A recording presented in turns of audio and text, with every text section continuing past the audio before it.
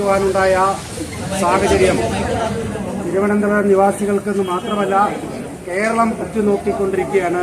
പ്രത്യേകിച്ച് തിരുവനന്തപുരം നഗരത്തിലെ 10 ലക്ഷത്തിലധികം വരുന്ന പൊതുസമൂഹത്തിന് അപമാനവും നാണക്കേടും ഉണ്ടാക്കുന്ന ഒരു മേയറാണ് ഈ നഗരസഭ ഭരിക്കുന്നു എന്നുള്ളത് ഈ നഗരസഭയിൽ ഇന്നത്തെ കൗൺസിൽ യോഗത്തിലിരിക്കാൻ ഞങ്ങൾക്ക് അപമാനമാണ്.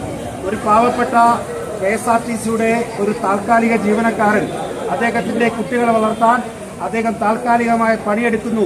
അങ്ങ് പാലക്കാടും തൃശ്ശൂരും ലോങ് യാത്ര കഴിഞ്ഞ് ഇത്ര സമയത്തിനുള്ളിൽ തിരിച്ചെത്തണമെന്ന നിയമവ്യവസ്ഥ ഇവരുടെ സർക്കാർ തന്നെ ഉണ്ടാക്കി വച്ചിരിക്കുന്ന നിയമവ്യവസ്ഥ പാലിക്കാൻ അദ്ദേഹം തിരിച്ചു വന്ന് റിട്ടയർഡായിട്ടുള്ള യാത്രാമധ്യേ മേയറും അദ്ദേഹത്തിന്റെ ഭർത്താവായിട്ടുള്ള MLAയും ഈ നാട്ടിൽ മാതൃകാപരമായി പെരുമാറേണ്ട ആളുകളാണ്. അവരെ സംബന്ധിച്ച് ഈ നാട്ടിൽ പാവപ്പെട്ട ഒരു ജനം അധികാരം കയ്യിലെടുത്താൽ അത് തിരുത്തപ്പെടേണ്ട ഒരാള് ഈ അധികാരത്തെ കയ്യിലെടുത്തുകൊണ്ട് അവർക്ക് പ്രതികരിക്കാം, പ്രതിഷേധിക്കാം, പരാതി കൊടുക്കാം, ഒക്കെ പേപ്പറിന്റെ രേഖാമൂലം പേപ്പറിൽ പരാതി കൊടുക്കാം. ഒരു ഗവൺമെന്റിനെ നയിക്കുന്ന ഒരു നഗരസഭയെ ഭരിക്കുന്ന അല്ലെങ്കിൽ ഒരു MLAയും മേയറും കൂടി ഒരു ഗുണ്ട പോലെ നഗരത്തിലെ ഒരു KSRTCയുടെ ബസ്സിനെ തടഞ്ഞിട്ടുകൊണ്ട് ഇത്തരത്തിലൊരു നീചമായ പ്രവൃത്തി ചെയ്തത് ഈ നഗരസഭയ്ക്ക് അപമാനമാണ്. ഭാരതീയ ജനതാ പാർട്ടിയുടെ 34 കൌൺസിലർമാരും ഇന്ന് സഭ ബഹിഷ്കരിച്ചുകൊണ്ട് ഈ പ്രതിഷേധത്തിൽ പങ്കുചേരുന്നതിന്റെ ഈ നാട്ടിലെ ജനങ്ങളോടുള്ള പ്രതിഷേധം ഞങ്ങളും അവരിൽ പങ്കാളിയാവുകയാണ്. ഈ നാടിന് അപമാനമാണ്. മേയർ ഇത്തരം നീചമായ പ്രവൃത്തി തുടർച്ചയായിട്ടുള്ള പ്രവൃത്തി ചെയ്തുകൊണ്ടിരിക്കുകയാണ്. മേയറുടെ രാജി എന്നുള്ള നിലയ്ക്കല്ല, അപമാനമാണ്.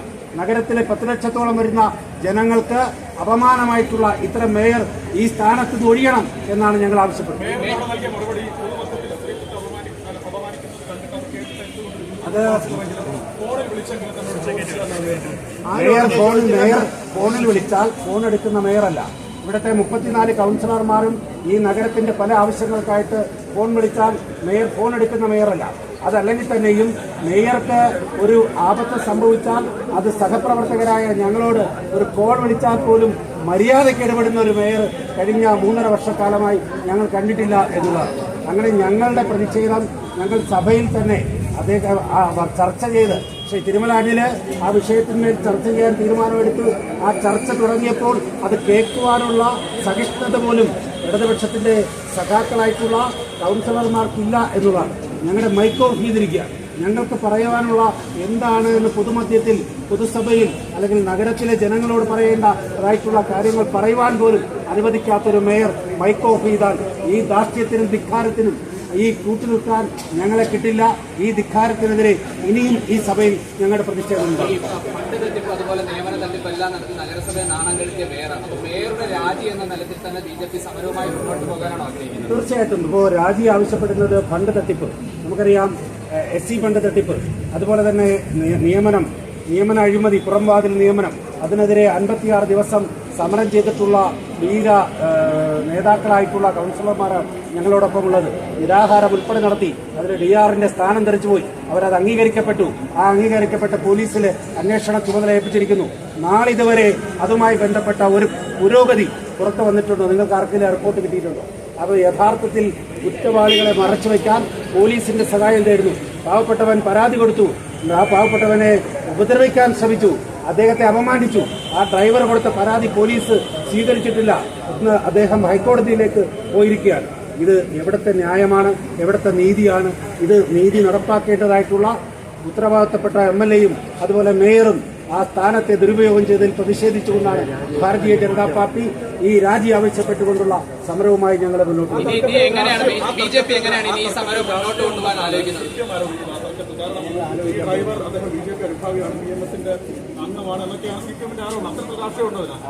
യാതൊരുവിധ രാഷ്ട്രീയവുമില്ല. അദ്ദേഹം ഒരു ഏത് തൊഴിലാളി പ്രസ്ഥാനത്തിലുള്ള ആള് എന്ന് പോലും ഞങ്ങൾക്കറിയില്ല. ഞങ്ങൾ അതിനെക്കുറിച്ച് അന്വേഷിച്ചിട്ടില്ല. അയാൾ നേമം നിവാസിയാണ്, നേമത്ത് താമസിക്കുന്ന ആളാണ്. അദ്ദേഹത്തിന്റെ കുടുംബം വളരെ ദാരിദ്ര്യവും പട്ടിണിയുമുള്ള കുടുംബമാണ്. അദ്ദേഹത്തിന്റെ കുട്ടിയെ 11 വയസ്സുള്ള കുട്ടിക്ക് അഡ്മിഷൻ എടുക്കാൻ ഈ ഓട്ടവും കൂടി ഓടി പൂർത്തിയാക്കിയാൽ അതിൽ നിന്ന് കിട്ടുന്ന ശമ്പളം കൊണ്ടാണ് അദ്ദേഹത്തിന് സ്കൂളിൽ പോയി ഫീസ് അടയ്ക്കാൻ. അതുപോലുള്ള കഷ്ടപ്പാട് സഹിക്കുന്ന ഒരു കുടുംബമാണെന്നുള്ള വ്യക്തത ഞങ്ങൾക്ക് എല്ലാവർക്കും ഉണ്ട്. ആ കുടുംബത്തിന് സംരക്ഷണം ഒരുക്കാൻ ബിജെപി ചില ആൾക്കാരൊക്കെ സൈബർ ഇടങ്ങളിൽ ആ ജന്തുവിനെ ആക്രമിക്കുന്നുണ്ട്, കയ്യേറ്റം ചെയ്യുമെന്ന് ഭീഷണിപ്പെടുത്തുന്നുണ്ട് ഡിവൈഎഫ്ഐ നേതാക്കളൊക്കെ. അപ്പൊ സ്വാഭാവികമായിട്ട് ബിജെപി ആ ജന്തുവിന്റെ സംരക്ഷണം ഇപ്പൊ നേമത്താണ് തീർച്ചയായിട്ടും യദുവിന് സംരക്ഷണം ആവശ്യമുണ്ട് എങ്കിൽ ആ ചുറ്റുവട്ടത്തുള്ള ജനപ്രതിനിധികളെ മുഴുവനും ഭാരതീയ ജനതാ പാർട്ടിക്കുള്ളതാണ്. അതുപോലെ തന്നെ ആ പ്രദേശത്ത് സംഘടനാപരമായിട്ട് ഞങ്ങൾക്ക് പ്രൊട്ടക്ഷൻ കൊടുക്കാനുള്ള എല്ലാ കപ്പാസിറ്റി ഉണ്ട്. അവിടെ ഒരു ഡിവൈഎഫ്ഐക്കാരന്റെയും ഭീഷണിക്കൊന്നും ഞങ്ങൾ വഴങ്ങിക്കൊടുത്തുള്ള പാരമ്പര്യമില്ല. അങ്ങനെ വരട്ടെ, നമുക്ക് അപ്പം നോക്കാം.